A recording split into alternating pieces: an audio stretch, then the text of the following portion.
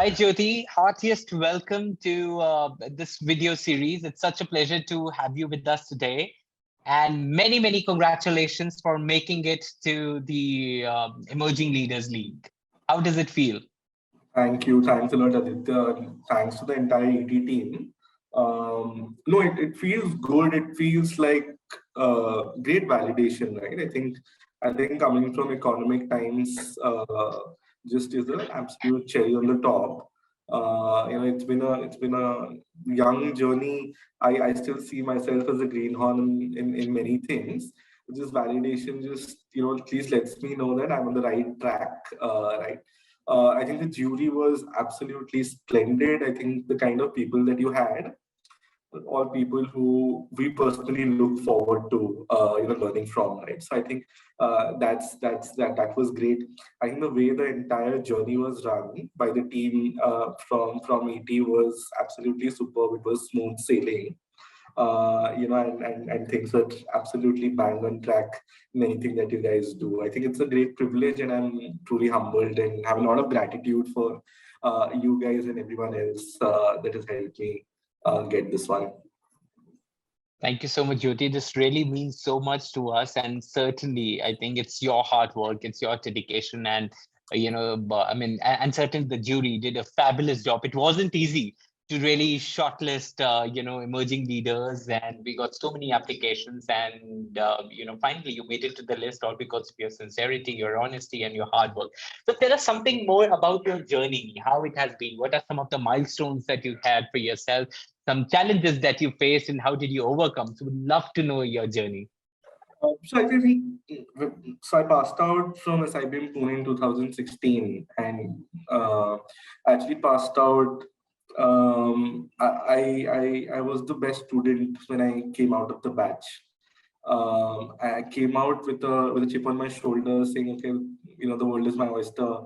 I can change it overnight and I can really build great workplaces. That has always been my purpose. I think I joined ITC as a management trainee, an extremely humbling experience, knowing that I'm not going to change the world overnight, and I personally can definitely not change it, right? So I realized that very fast. That you need to have a great team around you and the right stakeholders around you with the intent and capabilities to do what my purpose was, right? And when I say team, it is supervisors, it is team members, it is business stakeholders, and so on. So I think honestly, the biggest challenge for me, and over the 7 years, has I think been all in the mind, right? I think while you want to kind of change the world, there's a lot of angst that you go through. So how do you kind of overcome the angst while still moving forward was one. Second, you kind of realize that this is long term. The game is long term, and you cannot really cannot win wars in the long term. However, you can definitely have certain milestones that get you there.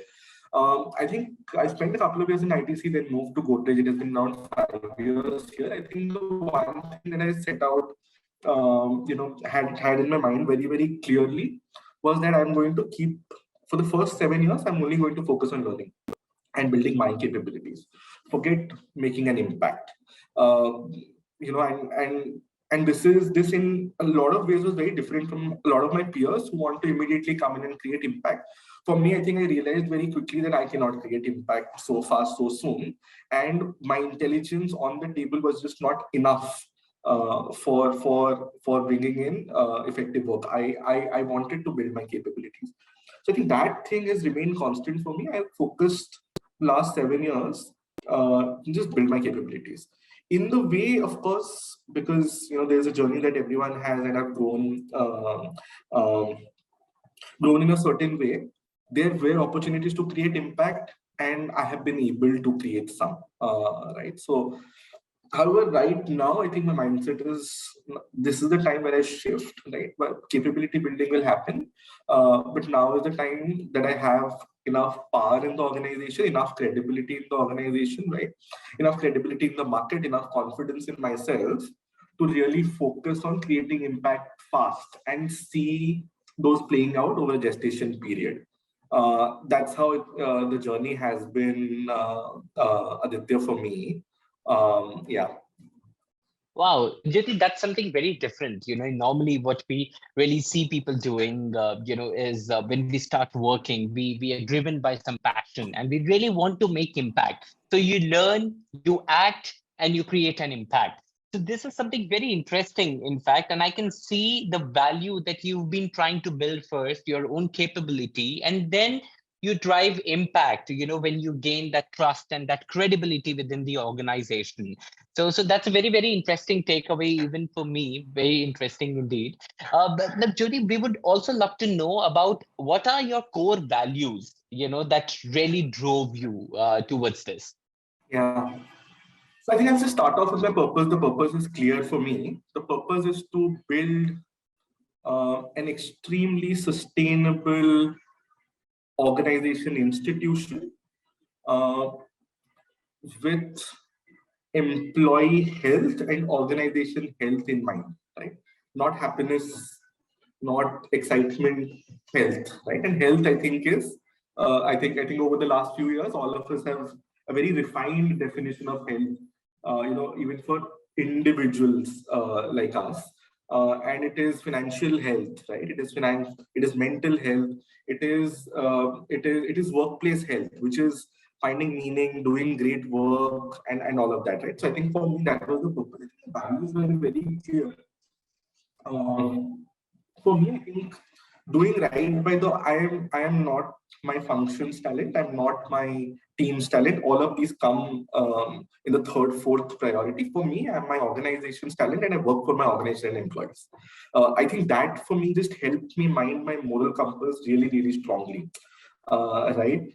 It made me think beyond me and beyond all the agendas that get driven, to just go up and see, is this right for the organization, is this right for the employees, right? A lot of the time wins are created there. A lot of times, you kind of tend to lean towards the organization, sometimes you lean towards the employees, right? I think one there, and there's several sub principles there. One being, when I'm representing the employees to the organization, I'm championing the employees cause. When I'm representing the organization to the employees, I'm championing the organization's cause, right? There is no displacement of responsibility, saying, what, this is what the organization decided, I'm just the messenger. No, I'm not, right? So I think for me, that's one.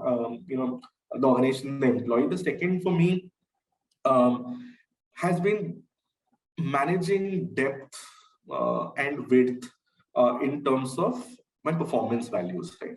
Which is to say, I want to create impact on a lot of things, learn a lot of things, but I also want to do them as well as I can. Right. So still go deep. Right. I think so. So second there. I think third being, I think one of the values that I have persisted with is a lot of quiet aggression. I feel like, typically in HR, see, we are inherently, there's not a lot of skin in the game, which means that, see, if you're in sales, you don't do your numbers, you're held accountable, right? In HR, you can kind of sneak out, right? There is a back door always, right? And hence you also don't get the pros. You don't get the big incentives. The table on the board is slightly more difficult. Everyone can question you. Everyone has a common sense towards, approach towards HR and so on. I feel like, we should be personally accountable for org health and individual health. And hence, I think a lot of quiet aggression in launching a lot of stuff, sustaining it, building it, seeing, is it actually going to help the organization, staying true to ourselves is very, very, is something that worked, right? So I think the third piece for me would be that, which is to really build skin in the game and build a lot of quiet aggression. The fourth is a bit personal. I think, see, we're literally the pretty much first, and a lot of times the last gatekeeper of sorts of the organization's fairness, right? So I think, just to be personally fair, right? Not be, kind of swayed by biases that you may have, is something that has been always a challenge. because because there are agendas, right? So however, you have to still kind of hold everyone accountable to being fair, which means that you have to be fair first. And there have been moral dilemmas where I definitely would have slipped, but I think it's in the back of my mind saying I have to traverse these moral dilemmas being more fair. I think these are the 3-4 core values that I've always kind of had. Uh, Aditya. Absolutely. And these are some very challenging things as well. It's definitely not very easy to strike that very delicate balance, and we are talking about fairness, we're talking about, that alignment that exists, the organization and employees, and you're certainly helping both of them achieve the ends, and also aligning your personal goals to organization goals. I think that alignment is, I think, the star of what you just mentioned. It very, very wonderful and very beautiful to hear. Now, what has been your success mantra, Jyoti? So I think 3-4 again. I think the first thing, I think success is doing the right things and being at the right place at the right time. Okay. So doing the right things is pretty much me, right? It's my capabilities, it's my intent, my dedication. Being in the right place at the right time is a function of finding if I am around stakeholders who are going to sponsor me if I'm doing the right things, right? I have always kind of had an eye on that. I will want to be associated with an organization which ensures I'm at the right place at the right time if I'm doing the right things, right? Which means for example, let's say there is a classic example is a PSU, right? Public sector company. Right? It does not matter if you're a high performer or not, you grow steadily. That's not what I wanted, right? I wanted to be in a high performance organization with the stakeholders who see right work, who are constantly assessing it. Yes, it does feel hot under the collar because there's always a lot of pressure on you. If you have delivered once, you want to deliver more, but I was completely okay with that. So I think understanding that makes it easier. The second thing that it does is it also, my success is not just my success because I did the right things. The right place and the right time means that I have to place a lot of gratitude in my mentors and sponsors and team members. So I'm literally mooching off a lot of people's success. So I think that for me is one success mantra. The second thing, Aditya, for me is to really understand who I am and how can I deliver the best. Right? So my personality is something is not, and typically, so this is a personality type categorization that Naval Ravikant has done, right? And it's simple. So he says, people can be lions, horses, or another animal which I would not name. So horses, for example, are always steadily running, right? Lions, for example, take a lot of rest but really give spikes of performance. I realize that my personality is more to like a lion, right? Which means that I need a lot of rest, but then I need periods of deep work. So for me, the self-awareness and then channelizing that thing, okay, this is the work where I need to be more like a horse. This is where I need to be more like a lion. I have to preserve my energy. Understanding my personality, saying I'm a aggressive, confident introvert. Right. So I have a lot of drive, but I don't have infinite reserves of energy. Right. So I think a lot of self-awareness and then managing myself has been very important. The third piece for me has been to make my boss's life as easy as I could. Right? So, first they will lean on doing things they don't want to do, or they can already do really well. Right? You do them as best as you can. Gradually, as they scale up, they want to do more. Right? They want to do different things. You start doing their job well, like things that they used to do 3 months back. Making their lives really, really simple. Really simple is, I think, an absolute key, right? So and it would mean understanding them really well, right? So for example, if they prefer seeing something as an output in one pager, Can you do that, right? And what it does is it makes you, kind of also get used to working or providing leaders, data and cases, etc., in the way they want, right? And it really makes you communicate, keeping the target audience in mind, and work keeping the target audience in mind, and not just me. Right. So I think just these three mantras have been very, very, I think, of all the things that I spoke about, these three, I think, have again differentiated my journey a little bit. So beautifully said, Jyoti. I think, and this is a very, very honest, success mantras that you've shared with us. And you know what the beauty is? I'm able to relate your success mantra. I'm able to relate it with, the core values that you mentioned and your journey. So everything is in sync very beautifully. I think what you're really talking about, knowing yourself as an individual, are you talking about that clarity? Because once you know yourself so well, you have clarity of what you really want to do and how you think you can, help people, and also helping your leaders, in a way. So I think everything is in total alignment, and that is so beautiful to hear. And I'm sure in practice, it must be so very impactful. So thank you so much for such honest, conversation, on this particular aspect. Now, I'm sure there's so many things that you would like to share with young HR leaders, so many success stories. And what is your mantra that you would like to share with them? Some guidance that you have for the young HR leaders. It would be nice to hear from you. Yeah. No, I think the first thing is HR is unlike any other function. I think, yeah, of course, it includes lot of aspects of a lot of functions. You have to sell, right? You have to market. You have to put process efficiencies in place. You have to build SOP. You have to build policies.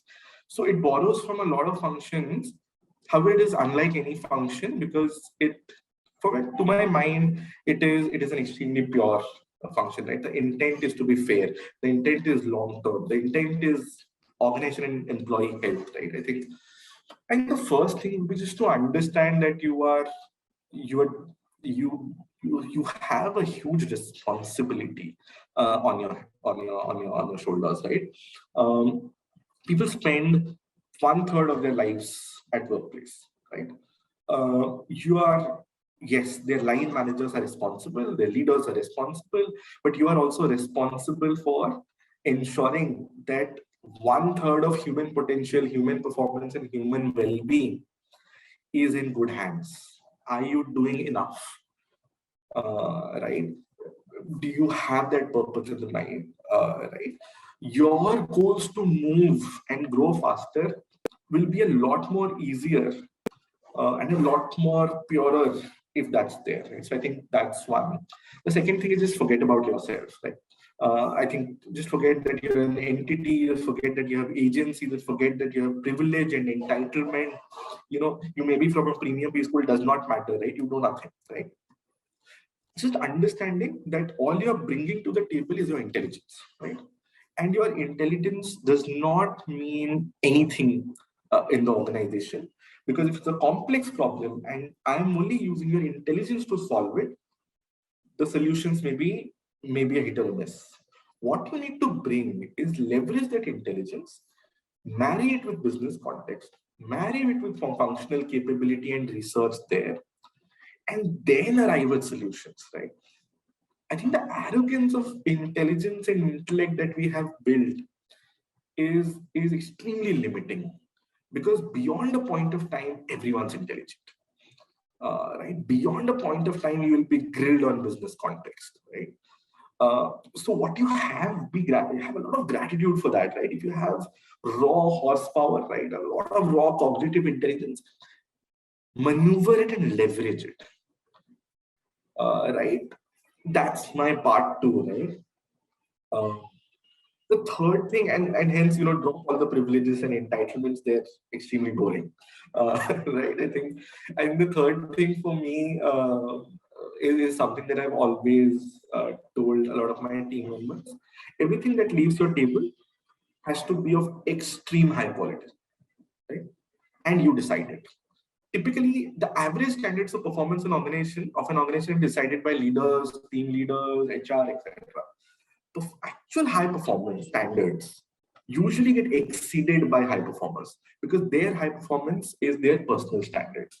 So how do you kind of define, how do you kind of ensure that anything that leaves from your table is just extremely high quality? Is the third thing, right? I think broadly these three for me would be my advice to anyone who's in the 0 to 1 year of their career. That's fine. Yeah, that makes a lot of sense. I think because in order to drive impact, you really need to prepare. So you need to have the intent. You need to be able to drive the insights. So what you are mentioning, intelligence, I think intelligence is very common nowadays. So it's about how you utilize your intelligence to drive insights out of anything that you read or you know. So that is there. And then how you're able to present that to drive the impact. So that quality is extremely important. What you're coming out, those insights need to be authentic. They need to be of extreme quality. And that is what really helps you make the desired impact. So wonderful. Thank you so much, Jyoti, for joining us and for sharing such insights very beautifully, very honest, I must say. And you are truly an inspiration for many. Keep rising, keep shining, and keep inspiring us. Well, thanks, Aditya. This is a pleasure talking to you. I'm not Likewise. sure about the inspiration, but I think I'm learning on the go, right? And thanks a lot to you and the team for talking to me. Absolutely. Thank you so much. Have a great day. Bye-bye.